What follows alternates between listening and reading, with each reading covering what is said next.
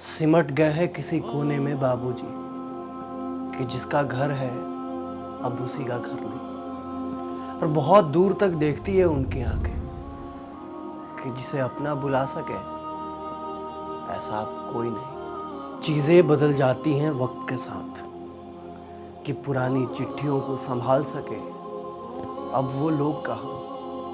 और जड़ें जमाकर जो रखता है जमाने से कि अब ढूंढो तो गांव में कहीं बरगद का वो पेड़ नहीं। घर खुश रहता है ऐसे लोगों से कि यूं द्वार का खाली होना अच्छा नहीं होता।